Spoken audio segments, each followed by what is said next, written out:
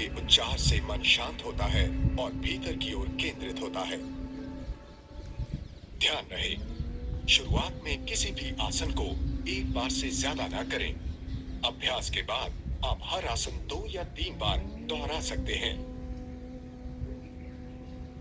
शवासन, पैर जुड़े हुए, पैरों की उंगलियां बाहर की ओर, हाथ जंघाओं के पास और आंखें बंद करें। गहरी सांस भरें। दोनों पैरों के बीच का फासला बढ़ाएं।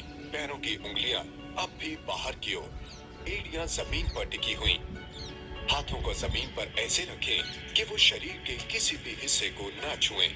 हथेलियां छत की तरफ। सांस छोड़ते समय शरीर से सारा तनाव रिहा करने की कोशिश कीजिए।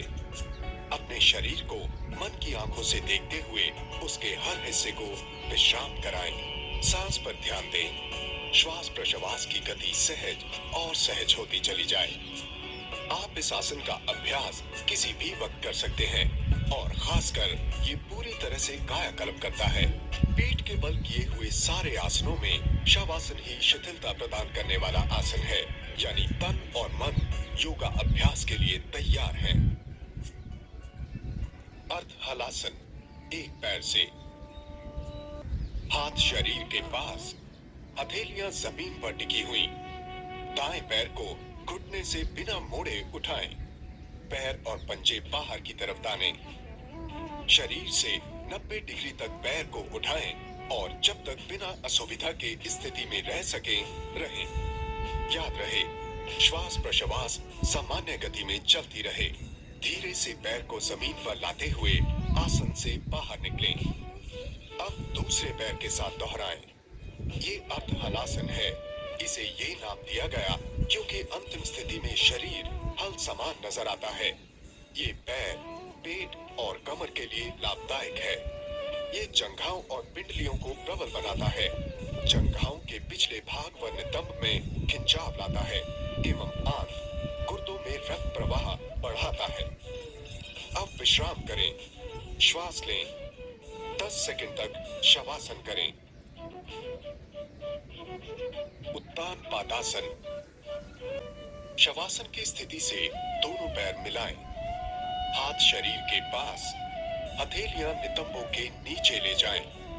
दोनों पैरों को उठाएं और घुटने मोड़े बिना ही जमीन से 30 डिग्री ऊपर पहुंचने पर वहीं रुक जाएं। व 5 सांस भरने तक इसी स्थिति में बने रहें।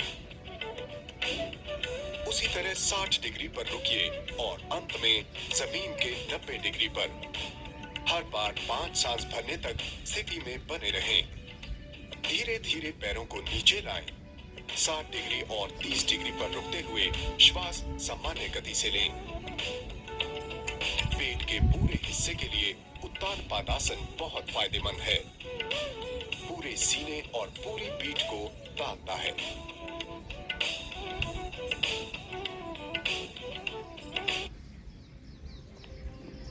शवासन की स्थिति से पैरों को मिलाएं और हथेलियों को शरीर के पास रखें। दाएं पैर को घुटने से मोड़िए। जितना हो सके जंघा को पेट के पास लाएं। दोनों हाथों से दाएं पैर को लपेट लीजिए। घुटने के नीचे उंगलियों को एक दूसरे में डालते हुए दूसरा पैर जमीन पर ही सीधा टिका रहे। पैर आरामदायक स्थिति में रहे। जंघा को पेट की तरफ दबाएं। धीमी गति से विपरीत क्रम में आसन से बाहर निकलें। अब दूसरे पैर के साथ दोहराएं। बदहजमी में ये आसन हितकारी है। पेट, नितंब और जंघाओं को तानता है। शरीर के निचले हिस्से को सुडौल और लचीला बनाता है। कमर दर्द में लाभप्रद है और पेट के निचले हिस्से के लिए अत्यधिक लाभकारी है। आपने ध्यान दिया होगा कि ये आसन जोड़ियों में होते हैं। सेतुबंध आसन। पैरों को जोड़िए और हाथों को शरीर के पास रखिए। घुटनों को मोड़कर पैरों को जितना हो सके कूल्हों के पास लाएं। तलवे जमीन पर हों और घुटने छत की तरफ। पैरों के टखनों को हाथों से पकड़िए। तलवे जमीन पर ही रखते हुए टखनों को पकड़ते हुए कटी प्रदेश को जमीन से ऊपर उठाएं। श्वास भरते हुए कंधों के सहारे से शरीर को संतुलित करें। आखिरी स्थिति में आकर सामान्य तरीके से सांस लें। सुविधा अनुसार इस स्थिति में बने रहें। शुरुआत में ऐसा 30 सेकंड से ज्यादा ना करें। सांस छोड़ते हुए धीरे धीरे विपरीत क्रम में जमीन पर लौट आइए। कटी वक्रासन।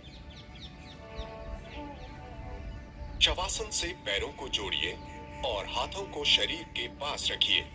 हाथों को कंधों की सीध में ले जाइए।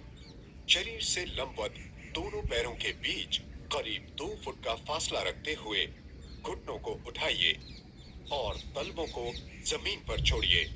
शरीर के निचले हिस्से को दाईं ओर मोड़ते हुए दोनों घुटनों को जमीन पर लाने की कोशिश कीजिए। सिर को बाईं ओर घुमाते हुए स्थिति बनाए रखिए। आहिस्ता से घुटने, सिर और बाकी शरीर को सामान्य स्थिति में ले आएं। अब दूसरी ओर भी दोहराएं। ये आसन पूरे ऊपरी शरीर और खासकर मेरुदंड को तानता है। गर्दन व पीठ की मांसपेशियों को बहुत फायदा पहुंचाता है और पेट के लिए ये उत्तम है। कमर की चर्बी को कम करने में भी ये काफी कारगर है। नौकासन। जमीन पर मूल स्थिति से गहरी श्वास भरते हुए दोनों पैरों को ऊपर उठाएं, जितना ऊपर उठाना मुमकिन हो। अब दोनों हाथों को उठाएं और उन्हें सीधा रखते हुए पैरों की उंगलियों तक पहुंचने की कोशिश कीजिए। अपने शरीर को करीब 45 डिग्री पर लाने की कोशिश करें। मधुमेह के मरीजों को इस आसन से फायदा होता है और मन की एकाग्रता में सुधार आता है। पेट के बल लेटिए। पैर सीधे और आरामदायक स्थिति में एक दूसरे से थोड़ी दूरी पर, हाथ शरीर के पास ही हों। सामान्य स्थिति में सिर्फ एक तरफ घुमा कर रखें। मकरासन। पेट के बल लेटकर पैरों को फैला दीजिए। पैरों की उंगलियां बाहर की तरफ, एड़ियां अंदर की तरफ और जमीन को छूती हुई। दाहिनी कोहनी मोड़कर दाहिनी हथेली को बाहिने भुजा पर रखिए। उसी तरह बाहिनी हथेली को दाहिने भुजा पर रखिए। माथा दोनों हाथों पर टिका दीजिए ताकि गर्दन को सहारा मिले। तनाव संबंधित रोगों के लिए ये आसन बहुत ही फायदेमंद है। अर्धशलभासन। पेट के बल लेटिए। हाथों को जंघाओं के नीचे डालिए। हथेलियां ऊपर की तरफ। श्वास धीमी गति से भरते हुए दाहिना पैर जमीन से जितना ऊपर हो सके उठाइए। पैरों को सीधा रखें, घुटने से मोड़े बिना। दूसरे पैर पर वजन डाले बिना या पेट का निचला हिस्सा जमीन से ऊपर उठाए बिना जितनी देर हो सके इस आसन में बने रहें व श्वास भरें। श्वास छोड़ते हुए धीमे धीमे पैर जमीन पर ले आएं। अर्धशलभासन बाजुओं के विकास में लाभप्रद है व पेट की मांसपेशियों को बल प्रदान करता है। ये पेट, पीठ तथा आंतों को उत्तेजित करता है। भुजंगासन। सिर्फ इस तरह रखें कि ठुड्डी जमीन पर हो। हाथों को सीने के पास लाएं। हथेलियां जमीन पर हों और पैर जुड़े हुए। सांस अंदर भरते हुए धीरे से सिर उठाएं। इसी अवस्था में रहें जहां सीना जमीन से ऊपर हो, पर ज्यादा नहीं। याद रहे, हाथ सिर्फ सहारा देने के लिए ही जमीन पर हैं। पूरा वजन हाथों पर मत डालिए। स्थिति में बने रहिए और आराम से सामान्य स्थिति में लौट आइए। इससे ऊंचे स्तर के लिए शुरुआत उसी प्रकार होगी, लेकिन इसमें सिर और सीने को जितना ऊपर हो सके उठाएं। कूल्हों की मांसपेशियों में कसाव लाएं ताकि पीठ सुरक्षित स्थिति में बने रहिए। फिर धीरे से वापस जमीन पर लौट जाइए। भुजंगासन मेरुदंड को तानता है, कमर व हाथों को बल देता है और फेफड़ों व सीने को मजबूती देता है। धनुरासन। पेट के बल लेटकर ठुड्डी जमीन पर रखें। श्वास छोड़िए, पैर उठाइए और घुटनों से मोड़िए। पैरों को अपनी ओर लाएं, पीछे झुकें और दाएं हाथ से दाएं टखने को पकड़ें व बाएं हाथ से बाएं टखने को पकड़ें, सांस भरें, टखने को ऊपर की ओर खींचते हुए जंघाओं को जमीन के ऊपर उठने दें। साथ ही सीने को जमीन के ऊपर उठाएं। सांस रोके रखिए। शरीर का पूरा वजन केवल पेट पर होना चाहिए। सिर को जितना पीछे हो सके लेकर जाएं। जितनी देर सांस को बिना तकलीफ के रोक सके उतनी देर आसन में बने रहें। 30 सेकंड्स तक शवासन करें ताकि शरीर पूर्ण विश्राम कर सके। ताड़ासन। सीधे खड़े हों, कमर सीधी रखें, पैरों के बीच थोड़ा फासला। दोनों हाथों की उंगलियों को एक दूसरे में फंसाकर सिर के ऊपर उठाएं। शरीर व हाथों को और ऊपर तारने की कोशिश करें। सांस भरें, पैरों की उंगलियों पर खड़े हों और सांस सामान्य हो स्थिति में बने रहें। शरीर के हर भाग यहां तक कि सिर में भी तनाव महसूस करें। सांस छोड़ते हुए आसन से विपरीत क्रम में बाहर निकलें। सांस को सिर, छाती, पेट, पैर और तलवे से गुजरते हुए महसूस करें। विश्राम के बाद इसे फिर दोहराएं। इस आसन में बिल्कुल सीधे खड़े होने से संतुलन, चेतना व श्वास प्रश्वास में सुधार आता है।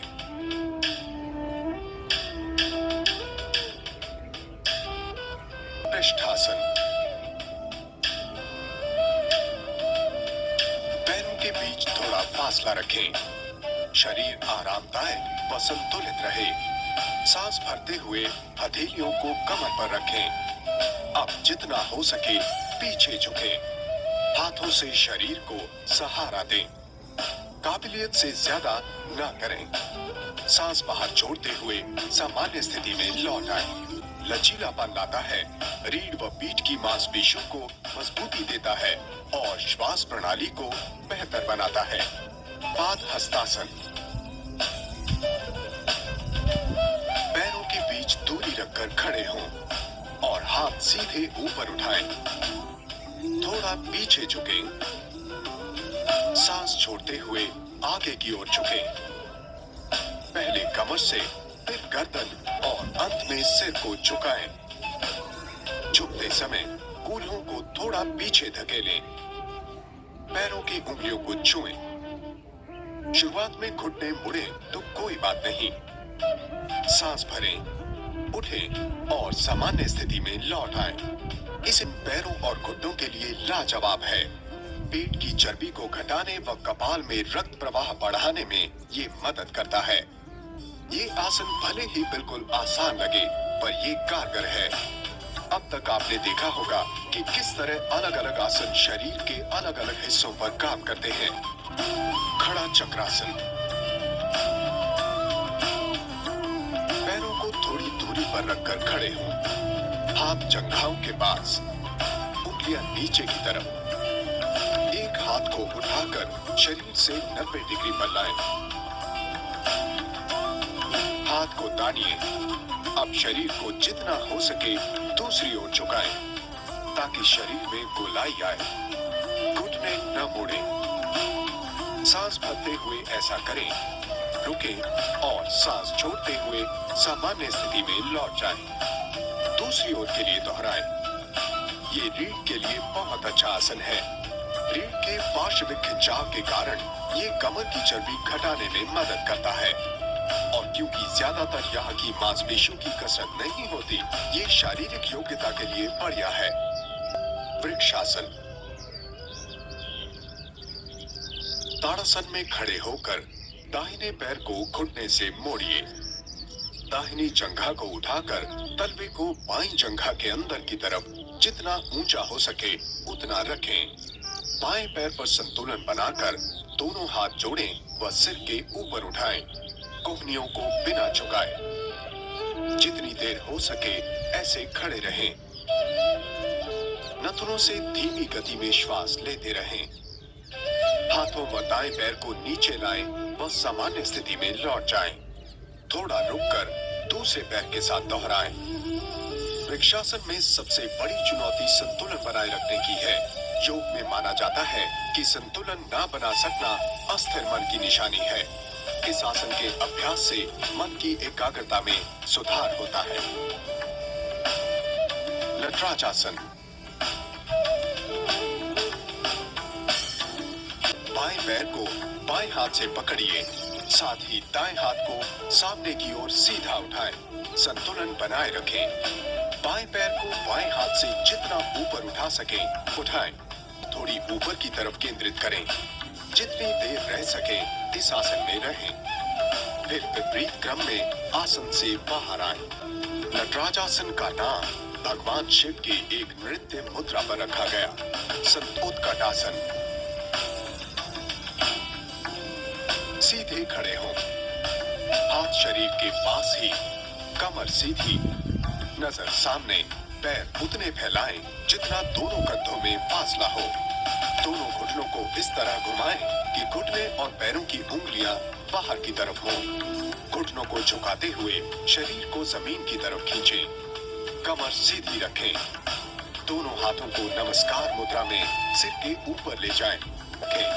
जितनी देर आराम से इस आसन में रह सकें रहें। फिर विपरीत क्रम में आसन से बाहर निकलें। उत्कट आसन निचले शरीर के लिए फायदेमंद है, खासकर महिलाओं के लिए। मासिक धर्म को नियमित करता है। मूत्राशय का संक्रमण। वीरभद्रासन। पैरों के बीच 4 फुट का फासला बनाएं। दायां पैर 90 डिग्री दाईं तरफ घुमाएं। पंजा जमीन पर ही हो। शरीर को भी दाईं तरफ घुमाएं। ध्यान दें कि बायां पैर अपनी सामान्य स्थिति में ही रहे, दाएं पैर के साथ न घूमे। ये एक आम गलती हो जाती है।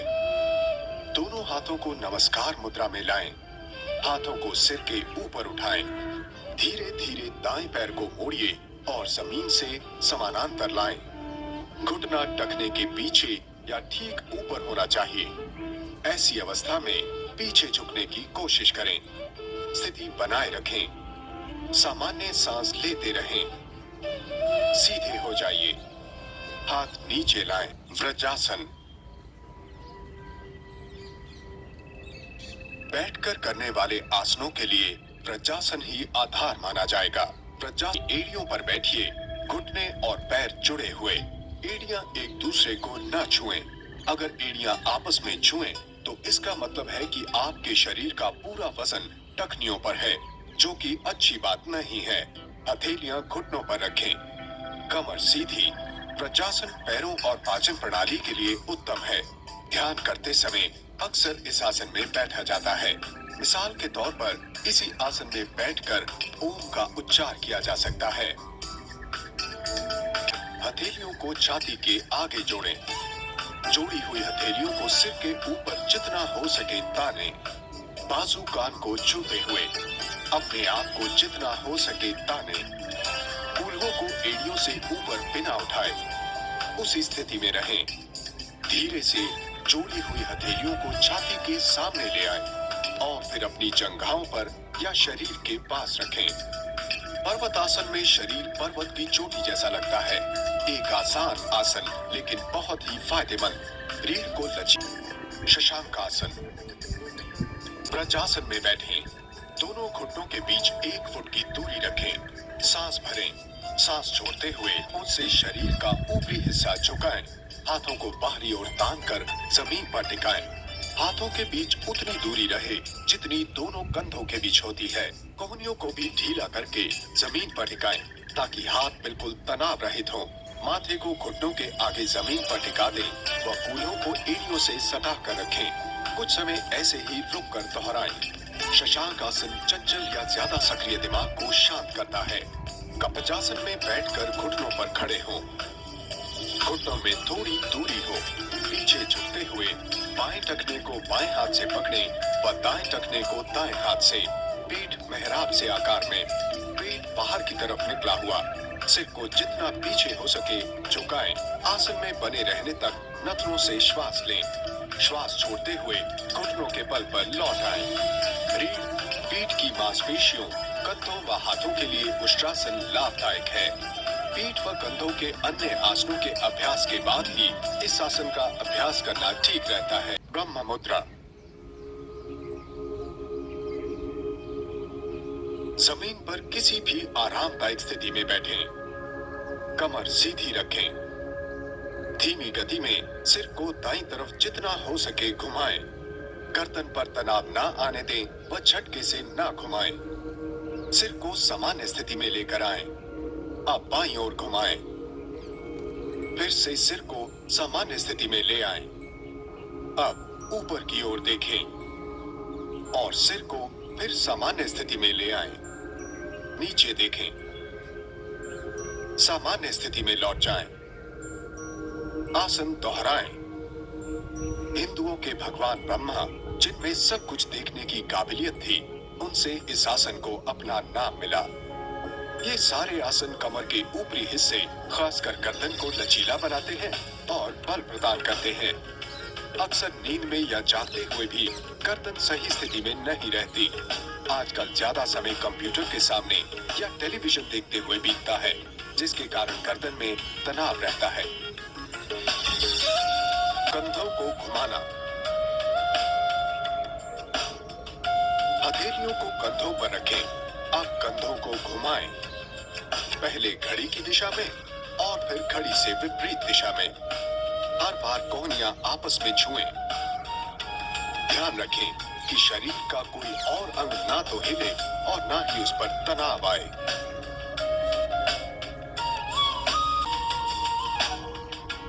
हाथों को सिर के ऊपर उठाएं, ताड़ासन की तरह उंगलियों को एक दूसरे में फंसा दें, ऊपर की ओर ताने और फिर छोड़ दें।